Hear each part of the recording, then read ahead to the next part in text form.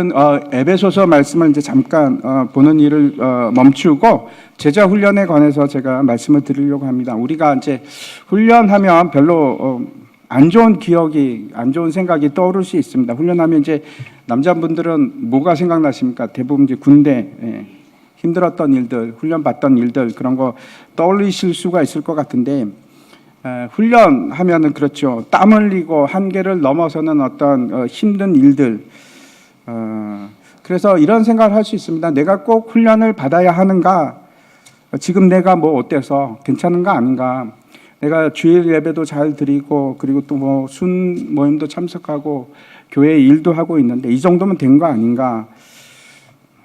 내가 예수를 열심히 믿고 있는데 라고 생각하시는 분도 계실 것이고, 또 아니면은 목사님 저는 지금 너무 힘들고 지쳐 있습니다. 거기다가 훈련까지 받을 여력이 없습니다. 이렇게 얘기하시는 분도 계실 겁니다. 그리고 또 어떤 분들은 아마 이런 분도 계실 겁니다. 힘든 건 저 싫습니다. 저는 좀 편하게 살고 싶어요. 훈련하면 힘든 거 아닌가요? 라고 하시는 분도 아마 계실 걸로 생각이 됩니다. 제가 이제 말씀을 준비하면서 그런 생각을 해봤습니다. 내가 육체적으로 내가 지금까지 살아오는 동안에 가장 힘들었을 때가 언제일까 하는 생각을 해봤습니다.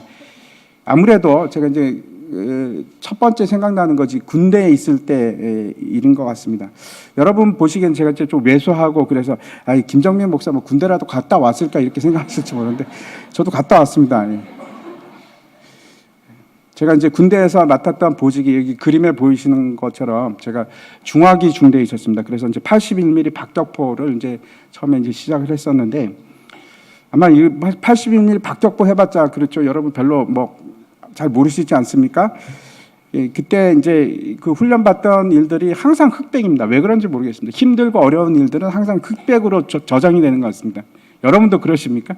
칼라가 아니고. 이게 좋은 일들은 다 칼라로 저장이 되는데 힘들었던 일들은 다 흑백처럼 이렇게 보입니다.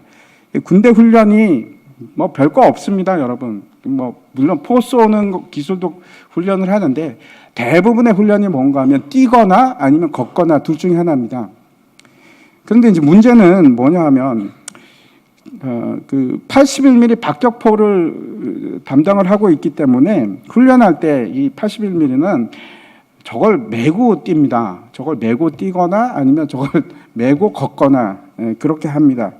그래서 언제나 힘듭니다. 훈련이 매번 그 체력의 한계까지 가는 그런 훈련이었습니다. 물론 제가 나중에는 이제 보직이 바뀌어서 다른 일을 했는데, 군대 하면 제일 먼저 생각나는 것이 저 중화기 중대에서 받았던 훈련입니다. 제가 그런 생각을 해봤습니다. 이 훈련들이, 그때 받았던 훈련들이 나에게 어떤 결과를 가져왔을까, 나에게 어떤 영향을 미쳤을까 하는 생각을 해봤습니다. 여러분이 의아하게 생각할 수도 있는데 첫 번째 드는 것이 어떤 건가 하면 저에게는 두려움과 공포심입니다. 왜 그런가 하면 제가 저 훈련들을 그래서 끝까지 마치거나 그러지는 못했습니다. 저 이제 81mm 박격포를 하면 여러분 람보가 됩니다. 람보 아시죠? 네. 제가 이제 그 훈련을 받을 때 이제 제가 군대 갈 때 늦게 갔습니다. 제가 이제 그때는 이제 일반 대학원 다니면서 공부하고 있다가 그리고 군대를 갔는데 그때가 제가 26살이 넘었을 때입니다. 그런데 특히 이제 전방, 애매한 전방, 완전히 최전방 아니고 좀 애매한 전방은 어떤 그 친구들이 주로 오는가 하면 고등학교 갓 졸업한 친구들이 옵니다. 19살, 20살, 많아야 21살 뭐 이런 친구들이 오는데, 그런 친구들에 비하면 저는 꽤 그 나이가 많았고, 그리고 그때는 제가 체력이 완전 바닥에 있을 때였습니다.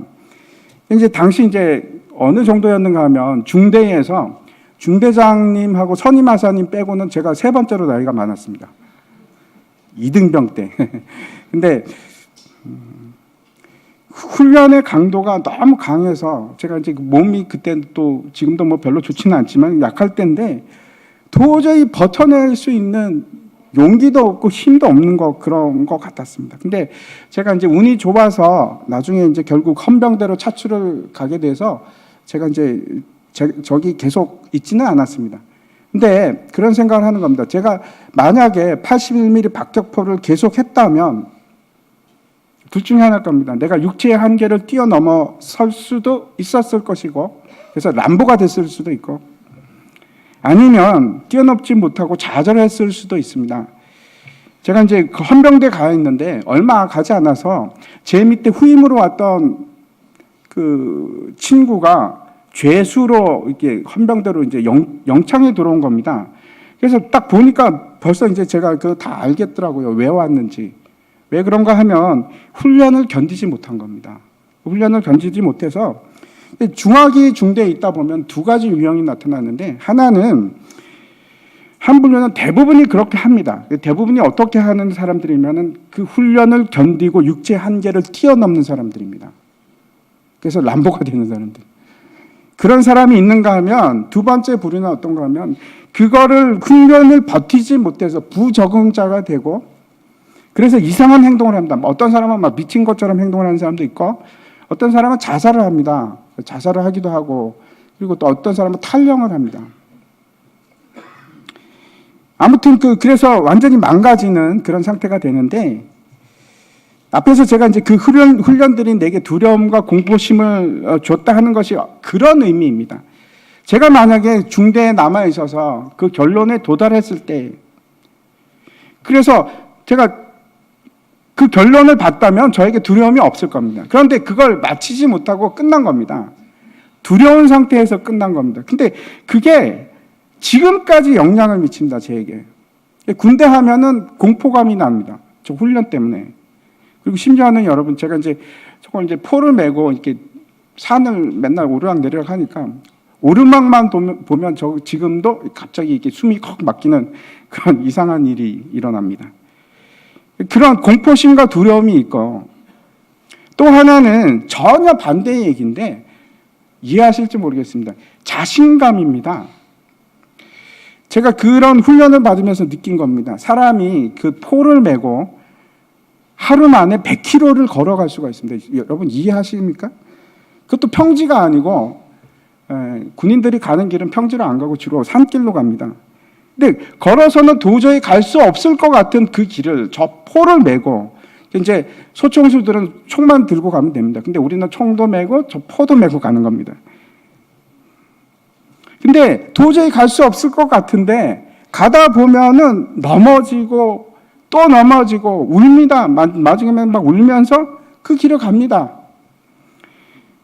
왜 그런가 하면 81mm 박격포는 고참들이 낙오를 허용하지 않습니다. 왜 그런가 하면 저 포를 3등분해서 짊어지고 갑니다. 하나가 한 20kg 정도 되는데, 그래서 20kg씩 메고 그다음에 단독군장하고 막 그렇게 가는데, 이게 만약에 제가 낙오를 하면은 포 한 문을 못 씁니다. 근데 포 한 문이 한 중대를 주 화력입니다. 그래서 포기할 수가 없는 겁니다. 포 한 문을 포기할 수가 없어요. 그래서 어떻게 해서든지 협박하고 막 때리고 질질 끌어서라도 고참들이 데리고 갑니다. 낙오를 시킬 수가 없는 상황이니까. 이제 당시 고참들이 하는 말이 제가 지금도 기억이 납니다. 상병만 되면 다 할 수 있어. 상병만 되면 하는 말이 지금도 생각이 납니다. 사람의 잠재력이라는 것이 대단한 것 같습니다. 그래서 제가 이 훈련의 결과로 두 가지를 가지고 있습니다. 하나는 두려움과 공포심이 있고, 또 하나는 그 반대로 자신감을 가집니다. 그래, 뭐든지 할 수 있구나. 이상하죠? 전혀 상반되는 그런 얘기일 수도 있는데, 힘든 육체의 훈련이 우리에게 주는 그 결과입니다.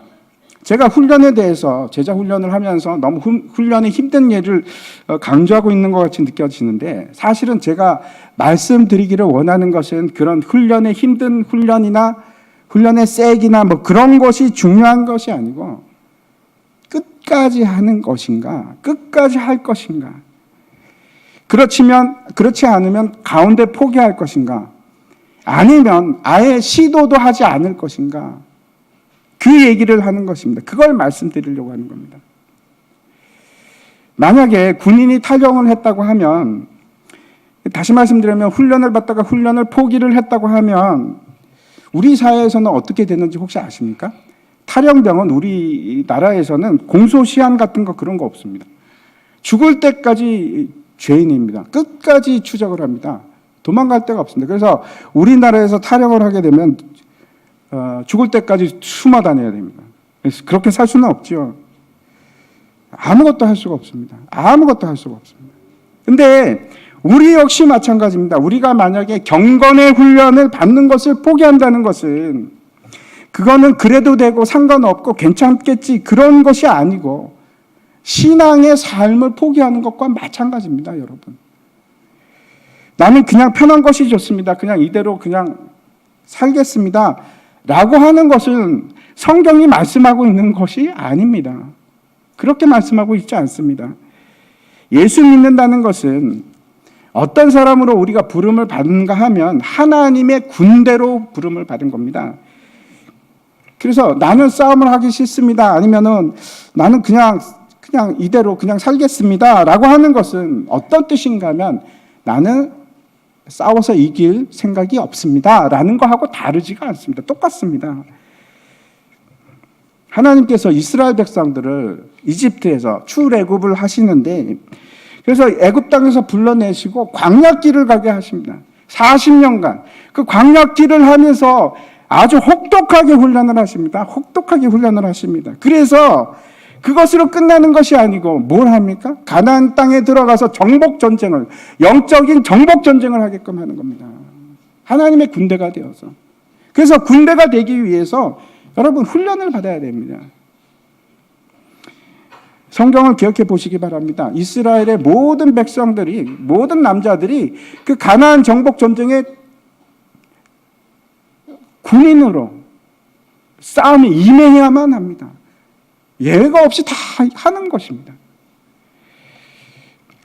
전쟁에 나가기 위해서 반드시 해야 되는 것이 있습니다. 그게 뭔가 하면 훈련을 받으셔야 합니다. 하나님의 군대가 되기 위해서 전신 갑주도 있어야 되고 하나님의 말씀의 검을 사용하는 법도 배워야 하고 그리고 경건의 훈련을 받으시는 겁니다. 군대가 되기 위해서 하나님의 영적 군대가 되기 위해서 여러분 훈련을 받으셔야 됩니다. 우리가 오해하는 것이 있습니다. 예수 믿는 것과 예수님의 제자가 되는 것이 다른 것일까? 어떻게 생각하십니까? 많은 사람들의 오해 중에 하나가 제가 이제 에베소서를 통해서도 계속해서 지금 요즘 말씀드리는 것인데 예수 믿는다는 것은 그냥 내 입으로 내가 예수님을 믿습니다 라고 하는 그 고백이 다가 아닙니다. 그게 믿음이 아닙니다. 그렇지 않습니다. 예수를 믿는다는 것은 예수 그리스도를 내 구주로 받아들인다는 것은 그래서 예수님이 내 목자가 된다는 것은 어떤 것인가 하면 내가 그 목자를 따라가는 일입니다. 예수님을 따라가는 일입니다. 다시 말씀드려서 내가 예수 그리스도의 삶을 그대로 그 자취를 따라가는 것이 그것이 믿음입니다. 그게 뭡니까? 예수님의 제자가 되는 것입니다. 그래서 예수님의 제자가 되는 거하고 내가 예수님을 믿는 거하고 다른 걸까요? 아니요, 똑같은 겁니다. 예수를 믿는 것은 내가 입으로 고백하고 끝나는 것이 아니고 그래, 저도 예수님을 따라가겠습니다. 내가 예수님의 양이 되겠습니다. 그리고 가는 것입니다. 그 길을 따라가는 것입니다. 오늘 말씀을 통해서 왜 우리가 경건의 훈련을 받는 것이 중요한가, 왜 우리가 받아야 하는가 하는 것을 좀 분명히 붙잡고 갔으면 좋겠습니다. 오늘 특별히 오늘 훈련 받으시는 신청하신 분들 꼭 붙잡고 가시기 바랍니다. 먼저 그 본문 6절 말씀 보도록 하겠습니다. 6절 말씀 함께 읽을까요? 네, 같이 읽겠습니다. 시작. 내가 이것으로 형제를 깨우치며 그리스도 예수의 좋은 일꾼이 되어 믿음의 말씀과 내가 따르는 좋은 교훈으로 양육을 받으리라. 이 디모데 전서는 사도 바울이 에베소 교회에다가 보낸 편지인데 거기 누구한테 보내는가 하면 디모데입니다. 근데 이 디모데가 어떤 일을 하고 있었습니까? 거기 지금 얘기하면 디모데가 에베소 교회의 목사 일을 하고 있었습니다. 그런데 이제 지금 뭐라고 얘기하시는지 잘 보시기 바랍니다. 뭐라고 하는가 하면 네가 이것으로 형제를 깨우치면 이렇게 얘기하고 있습니다. 이것이 뭘까요? 이것이 그 바로 앞에 나와 있습니다. 5절인데 5절 말씀 함께 보도록 하겠습니다. 같이 한번 읽을까요? 시작. 하나님의 말씀과 기도로 거룩하여 집니다. 우리가 무엇으로 거룩해지는가? 하나님께서 우리에게 원하시는 것이 있습니다. 간절히 원하시는 것이 있습니다. 그게 뭔가 신약에도 말씀하시고 구약에도 말씀하시고 우리의 거룩해짐입니다. 거룩해지는 것. 레위기 한번 보시면은 11장 45절에 이렇게 되어 있습니다. 내가 거룩하니 너희도 거룩할지어다. 뿐만 아닙니다. 신약에 가서도 데살로니가 전서에서 똑같이 말씀을 하십니다. 4장 3절에 보면 하나님의 뜻은 이것이니 너희의 거룩함이라. 하나님께서 거룩하시기 때문에, 그런데 그 하나님께서 우리와 함께 하시기를 원합니다. 생각해 보십시오. 하나님께서 우리 마음에 들어오기를 원하시는데 우리가 지저분하고 더럽고 추하고 악하면 그것이 하나님께서 거룩하신 분이 어떻게 계시겠습니까? 하나님께서 우리 마음속에 들어오기 위해서는 우리가 거룩해져야 합니다. 하나님께서 우리와 함께하고 시기를 원하시는 겁니다. 거룩해져라. 내가 너희 속에 들어가기를 원한다. 그러면 우리가 어떻게 거룩해질까요? 어떻게 하면 우리가 거룩해지는가? 선한 일을 많이 하면 우리가 거룩해집니까? 아니면 공부를 많이 하면, 지식을 많이 쌓으면 거룩해질 수 있습니까? 성경은 어떻게 거룩해진다고 얘기합니까? 하나님의 말씀과 기도. 하나님의 말씀과 기도를 통해서 우리가 거룩해진다고 말씀합니다. 여러분, 하나님의 말씀은 엄청난 힘이 있습니다. 세상의 말이나 지혜와는 전혀 다릅니다. 진짜 살아있고 진짜 움직입니다. 히브리서 그 4장 12절, 우리가 잘 아는 말씀인데 같이 한번 읽도록 하겠습니다. 같이 읽겠습니다. 하나님의 말씀은 살아있고 활력이 있어 좌우에 날선 어떤 검이라도 예리하여 혼과 영과 및 관절과 골수를 찔러 쪼개기까지 하며 또 마음의 생각과 뜻을 판단하나니, 이렇게 말씀하고 있습니다. 첫 번째 우리가 경건하게 되는 방법은 어떤 것인가 하면 말씀입니다. 하나님의 말씀을 보는 것입니다. 이 말씀이 얼마나 강력한가 하면 살아있을 뿐만 아니고 운동력이 있는데, 여러분, 하나님의 말씀이 곧 예수 그리스도라는 것을 믿으십니까? 믿으시죠? 예수 그리스도는 살아계십니다. 예수 그리스도는 지금도 역사하고 계십니다. 그 예수 그리스도가 곧 하나님의 말씀입니다. 세상의 글과는 다릅니다. 세상의 지혜하고는 완전히 다릅니다. 마치 날카로운 검의 그 양날의 날카로운 예리한 칼날과 같아서 그것이 우리를 찌르는데 우리의 생각을 찌르고 우리의 영을 찌르고 우리의 관절과 여기 뭐라고 하냐면 가장 깊은 데 있는 골수까지 찔러 쪼개기까지 한다. 그 말씀이 우리를 심판하십니다. 그래서 우리가 말씀을 들을 때 그 말씀이 살아서 우리를 막 찌르는데, 하나님의 말씀이 당연합니다. 우리가 하나님의 말씀을 들으면 여기가 막 아파요. 아파와야 합니다. 여기가 찔리고 저기가 찔리고, 그래서 그 하나님의 말씀이 우리를 변화시키고 우리를 굴복케 하고 그렇게 만들어 가십니다.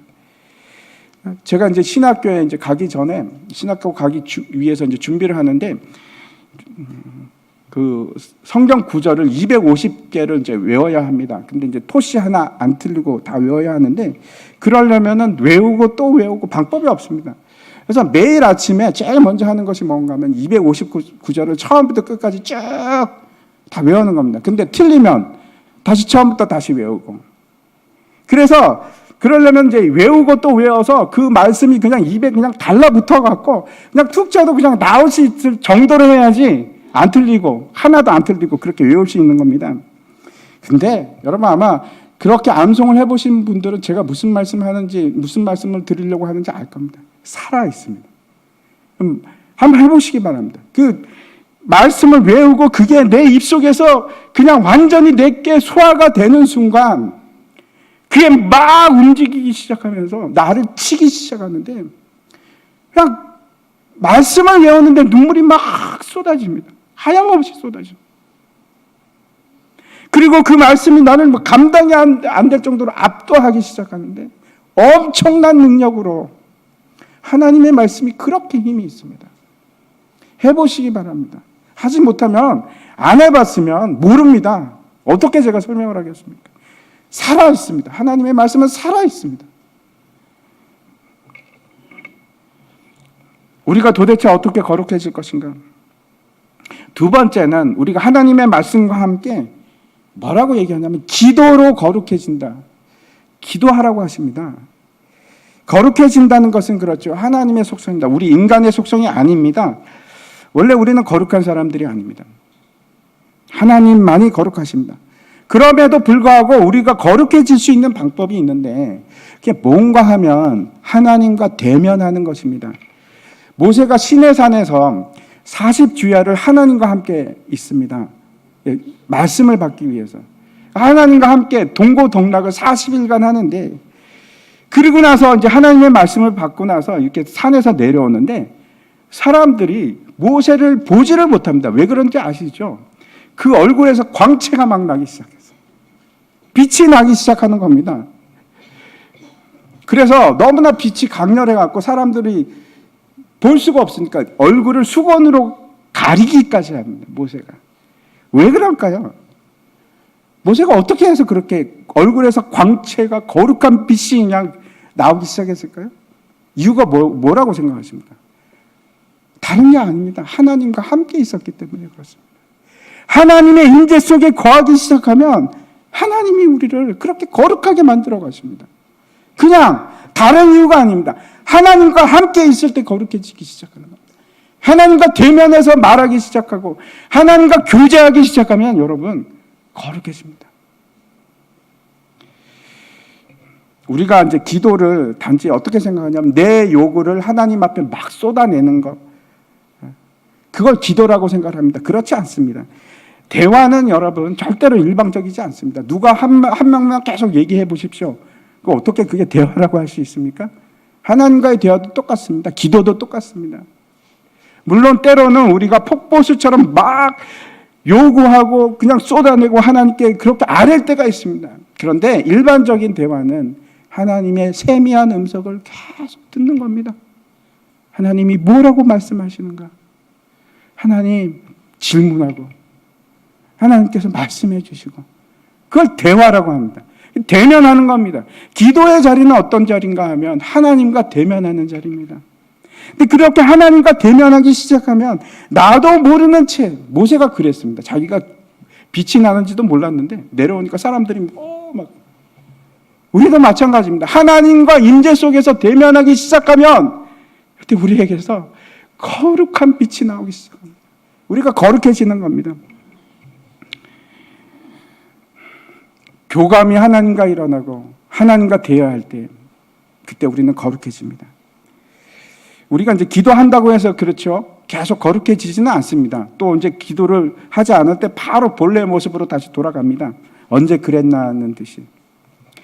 그래서 하나님께서 우리에게 뭐라고 말씀하시는가 하면 데살로니가 전서에서 이렇게 얘기합니다. 항상 기뻐하라. 쉬지 말고 기도하라. 범사에 감사하라. 이것이 그리스도 예수 안에서 너희를 향하신 하나님의 뜻이니라. 이렇게 얘기합니다. 주님, 항상 기도하랍니다. 여러분, 길을 갈 때나 운전을 할 때나 그냥 하나님과 대화하십시오. 주님, 제가 여기 있습니다. 주님, 나를 도와주십시오. 하나님 어떻게 할까요? 무시로 기도하십시오. 그냥 그 속에서 살아가는 겁니다. 여러분 한번 생각해 보십시오. 내가 기도하면서 한 입으로는 기도하면서 한 입으로는 욕을 할 수 있습니까? 못합니다. 내가 하나님과 대화하면서 어떤 다른 사람을 미워할 수 있습니까? 못합니다. 예수님과 하나님과 대화하는 그 자리가 거룩의 자리입니다.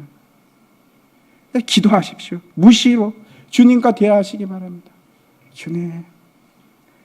많은 사람들이 예배당을 나가는 순간 스위치를 딱 꺼버립니다.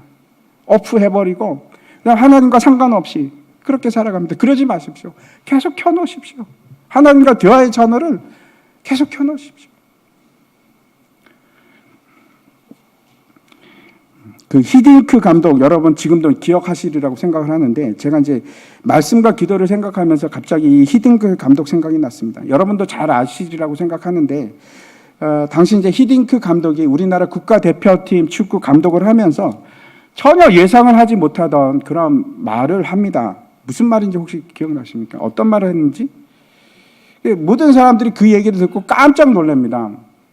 전혀 생각지 못했던 말이기 때문에. 뭐라고 하는가 하면 히딩크 감독이 한국 대표팀은 기술은 좋은데 체력이 약하다. 그리고 정신력이 약하답니다. 그래서 모든 사람들이 다 놀랐습니다. 아니 무슨 말이야. 우리는 기술이 없지. 유럽 선수들이 기술이 좋고 우리는 기술이 없는데 무슨 말이야. 아니 우리가 버티는 건 체력이지. 체력과 정신력. 우리 뭐 한국 사람 다른 거 있어. 그냥 정신력 하나로 그냥 싸워서 승리하고 이기지. 뭐 우리가 늘 그렇게 생각한 겁니다. 늘 그렇게 생각했는데 히딩크 감독이 아니야. 한국 사람은 기초 체력이 없어. 기초 체력이 없어. 이렇게 얘기한 겁니다. 우리 신앙도 그렇지 않은가 그런 생각을 합니다. 흔히 한국 교회는 기도도 많이 하고 열심히 그런 신앙생활을 한다 이렇게 생각을 합니다. 전 세계에서 그렇죠. 가장 예배를 많이 드리는 나라가 일주일 내내 있습니다. 예배가.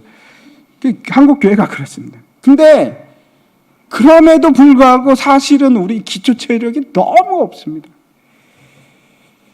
제가 이제 선교지에 있을 때 외국 선교사님들 보고 너무 여러 번 제가 놀라고 그런 적이 한두 번이 아닙니다. 우리와 달리 이제 우리는 주로 목사님들이 주로 선교지로 많이 나가시는데 선교사로 많이 가는데 외국 선교사님들은 거의가 다 평신도 선교사님들입니다. 근데 참 훌륭합니다. 제가 존경하는 사람이 한두 분이 아닙니다. 근데 그 훌륭함이 어디에 바탕을 두고 있을까? 그 기본 체력이 어디에 있을까? 경건 생활입니다. 경건 생활. 아침에 일어나서 성경을 보십니다. 그리고 묵상하고 기도로 하루를 시작하는 겁니다. 그뿐만 아니고 저녁에도 마찬가지입니다. 참 제가 많이 배웠습니다. 여러분은 일어나서 가장 먼저 뭘 찾으십니까? 그렇게 하나님을 가장 먼저 사는 삶 속에서 거룩함이 나오기 시작하고 그리고 그게 여러분 놀라운 힘이 있습니다. 감당할 수 없는 힘이 있습니다. 아무도 어떻게 할 수가 없습니다. 그분들을 힘이 있어서 겸손하고 온유하지만 그 속에는 강한 힘이 있습니다. 제자 훈련을 시작하면 매일 기본이 아침에 일어나서 성경을 보고 묵상하고 기도하는 그걸 매일 해야 됩니다. 저는 이제 목사니까 어쩔 수 없이 새벽마다 아침에 일어나서 한 3시 반에 일어납니다. 3시 반에 일어나서 그리고 이제 성경을 펴고 말씀 보고 묵상을 하고 설교를 해야 되니까 어쩔 수 없이 그리고 이제 기도를 합니다. 힘들기는 하지만 제가 이제 그런 생각이 듭니다. 어쩌면 이건 하나님께서 목회자들에게 주시는 참 축복이 아닐까. 그런 생각을 합니다. 제가 여러분에게 권면을 드립니다. 여러분, 아침에 눈을 뜨고 뭘 찾으십니까? 하나님 찾으십시오. 그래서 그 하루를 하나님, 주님이 진짜 나의 오늘 주인 되어 주시옵소서. 그렇지 않으면 여러분, 그냥 하루 종일 내가 주인이 돼서 사는 겁니다. 한 절이라도 말씀 보시고 묵상하시고 기도하시고 그게 경건입니다.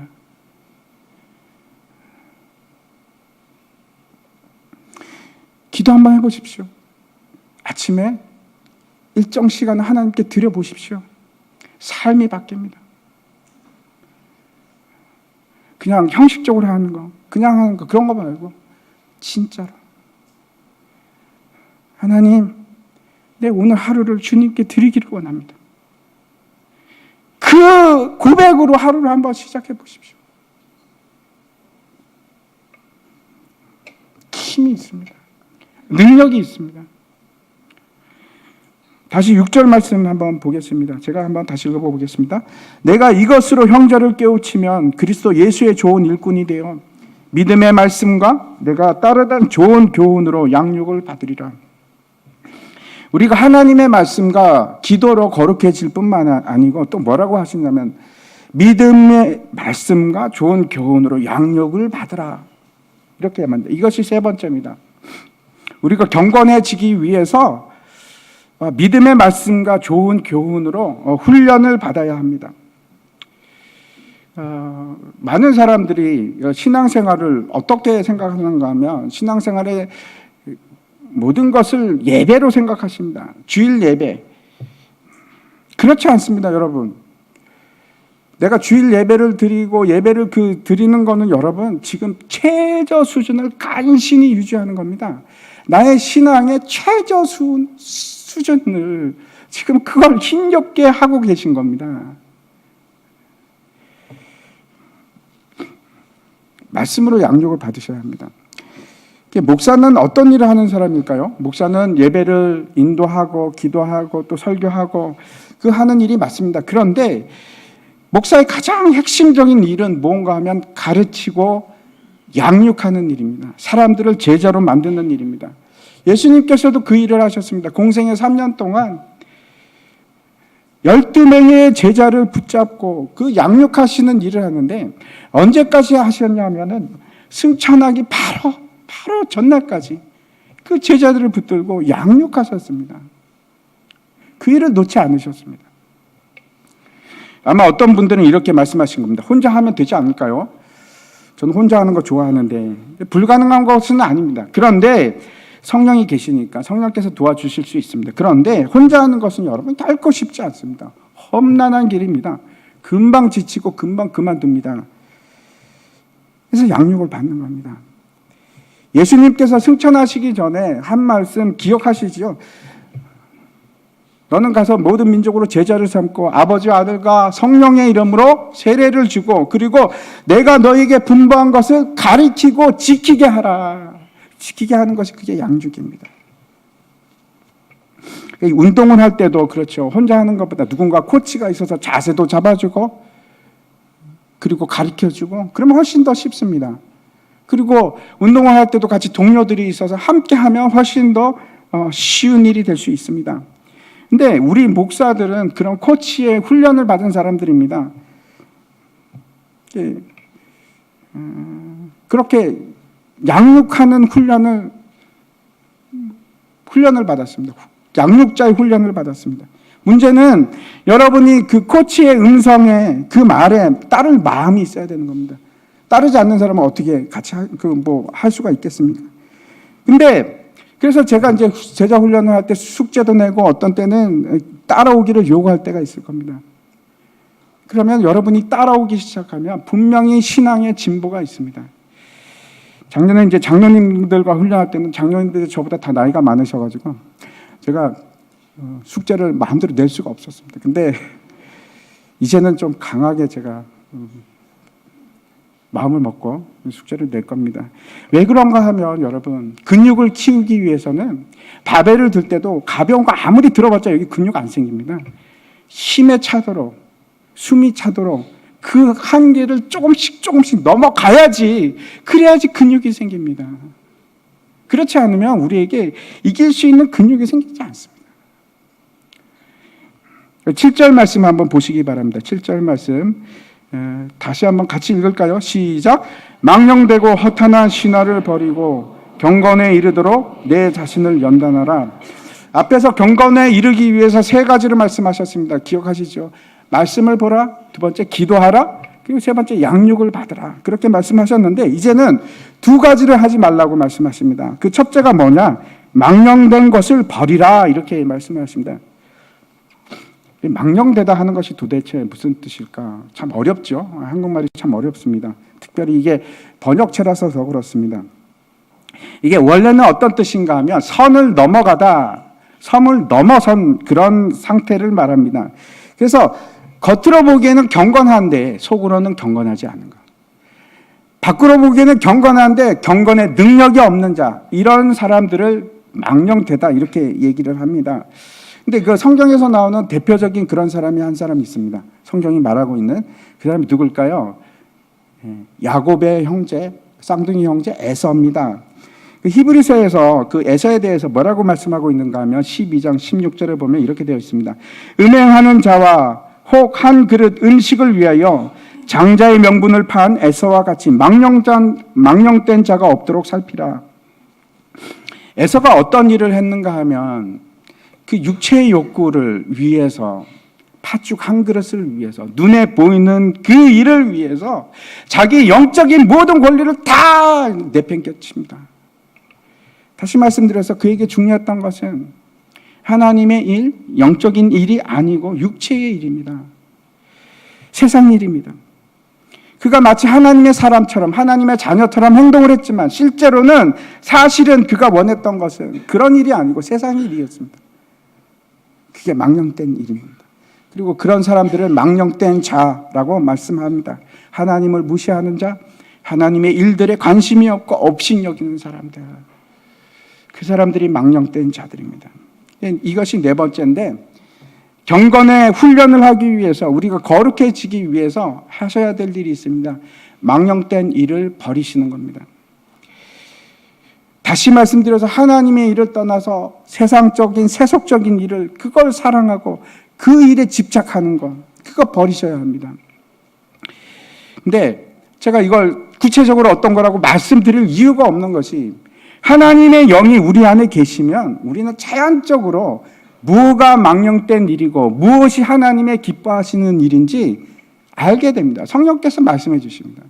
그래서 여러분 속에 성령이 거하기 시작하면 점점 어떻게 되는가 하면 하나님이 기뻐하시는 일을 하고 싶은 욕구가 생기기 시작합니다. 저런 일들을 하기 싫어합니다. 저걸 내가 왜 하지? 이렇게 되는 겁니다. 다섯 번째, 다시 7절 보시면은 이렇게 되어 있습니다. 망령되고 허탄한 신화를 버리고 경건에 이르도록 내 자신을 연단하라. 허탄한 신화를 버리라고 합니다. 이 허탄한 신화라는 것이 도대체 뭔가? 이것도 말뜻 그대로 하면 어떤 뜻인가 하면, 늙은 노파가 어린 아이에게 지어낸 얘기를 속삭이는 거, 그걸 허탄한 신화라고 이제 번역을 했습니다. 그게 그 말뜻입니다.